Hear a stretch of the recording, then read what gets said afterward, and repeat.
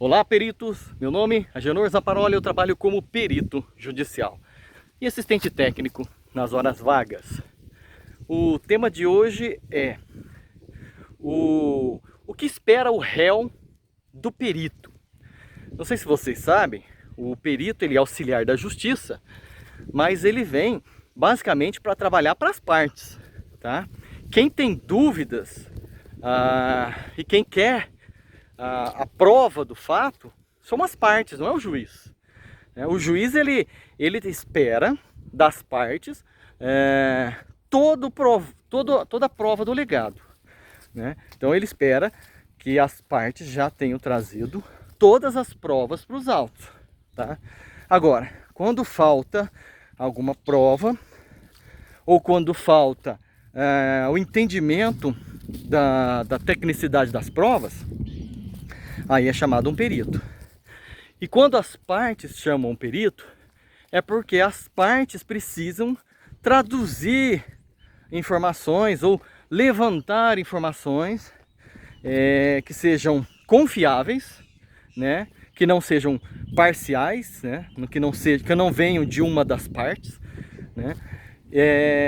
Porque o perito entende-se que como foi o juiz que chamou, de que ele não conhece as partes e que ele é imparcial, ele não tem interesse na causa. Agora, se algum documento ou se algum profissional vier de alguma das partes, entende-se que ele não é tão imparcial assim, né? Então, as partes, a gente trabalha, nós peritos, a gente trabalha basicamente para solucionar problemas das partes, tá? Não é do juiz.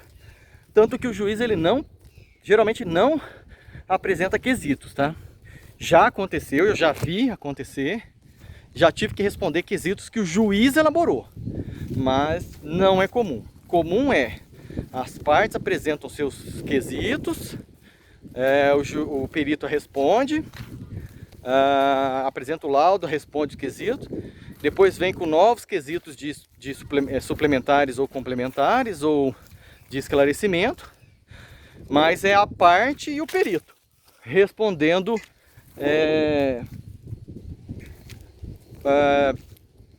conversando, negociando com informações técnicas, né? Então, basicamente, o perito trabalha para as partes, apesar de ser o auxiliar da justiça, de deter um munus público ali agora, né? Naquele momento da nomeação até a sua destituição. Bom, o que espera o réu? Porque nós já falamos em vídeos passados o que espera o juiz, do perito, o que espera o autor e o que espera o réu, né? Agora nós vamos falar sobre o que espera o réu do perito, né? O réu, basicamente, espera que o perito descaracterize todas as provas do autor.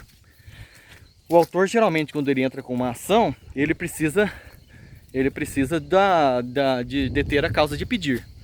E na causa de pedir ele tem o ônus de provar, tá? Então quem pede tem que provar, a não ser que peça a inversão do ônus quando ela é coberta pelo palio da justiça do consumidor, do Código do Consumidor. Quando a pessoa, o autor, é um consumidor, ele pode solicitar a inversão do ônus para que a parte mais financeiramente suficiente efetue o custeio da prova, o custeio da perícia, né? Então, o que o réu espera? O réu espera que o perito descaracterize todas as provas do autor, porque o autor ele entra com aquela causa de pedir, entra com toda a documentação, o autor espera ter provado tudo com a documentação que ele apresentou, porém o perito ele vai analisar, ele vai examinar as provas apresentadas pelo autor e as provas apresentadas pelo réu. Para quê? Para que fique, para que a gente tenha certeza de que aquela prova é imparcial. Porque concorda comigo que eu estou brigando com fulano de tal B, A está brigando com B. Se o A apresenta provas, B apresenta provas contrárias, concorda que essas provas podem tender a beneficiar quem as apresentou? Então entra o perito, e o perito ele tem o dever de examinar a prova apresentada pelas partes. E o réu espera que você certifique as provas que ele apresentou, né? Porque o autor vai apresentar provas e ele acha que as provas dele são cabais, né? Que são provas contundentes e concretas. E o réu ele vai apresentar provas contrárias, tentando derrubar a alegação e as provas do autor. Geralmente o réu entra contestando e impugnando todas as provas do autor. Ele tem que apontar qual é o motivo da impugnação de cada prova. E aí, se ele for apresentar as suas provas, o réu espera que aquelas provas sejam recepcionadas pelo perito e aceitas como provas examinadas e certificadas pelo perito, tá? Então passa pelo filtro do perito a análise das provas das partes. E o réu quer que você recepcione completamente aquelas provas, né? E também quer que o laudo venha beneficiando o réu, lógico, e descaracterizando toda a alegação do autor. Essa é a expectativa do réu. Mas a gente sabe que não é bem assim, né? O que o perito vai fazer? Ele vai recepcionar as provas, examiná-las, né? Recepcionar é um termo utilizado quando você já certificou. Então eu não estou falando, então recepcionar não é a palavra certa nessa última frase. O perito vai examinar as provas, tanto do réu quanto do autor, e se ele conseguir certificar a veracidade daquelas provas, aí ele recepciona.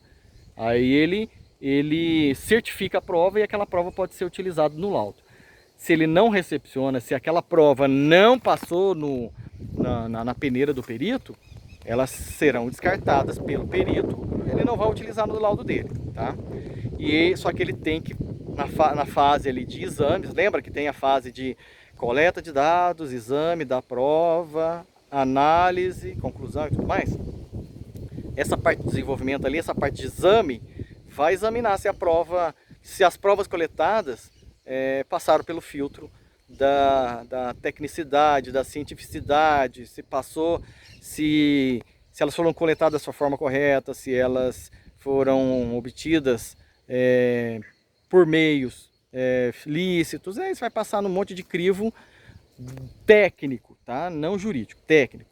Aí o perito ele certifica ou não aquela prova das partes. Quando ele certifica, aí a gente diz que recepcionou a prova de fulano de tal e utilizou ela para pautar o seu laudo, tá? O réu também espera que o réu espera que o perito elabore um laudo conclusivo e que seja, lógico, conclusivo para o lado dele e que responda todos os quesitos do réu de forma a certificar todas as alegações da contestação, né? E derrubar todas as alegações do autor. Bom, basicamente o que o réu quer é o contrário do que o autor quer, mas o perito ele tem que ser astuto de identificar a veracidade e apresentar a veracidade dos fatos e apresentar um laudo conclusivo, contestando todos os pontos alegados e respondendo todos os quesitos da forma correta, né? Bom, pessoal, eu acho que sobre a parte do réu, que o réu tem interesse, a gente acabou de fazer aqui. Deixe seu like, comente aqui embaixo o que você achou, o que você acha que o réu espera que eu não tenha falado. Coloca aqui embaixo, vamos discutir, e compartilhe, deixe seu like, comente, e aquele monte de coisa. E até a próxima, galera!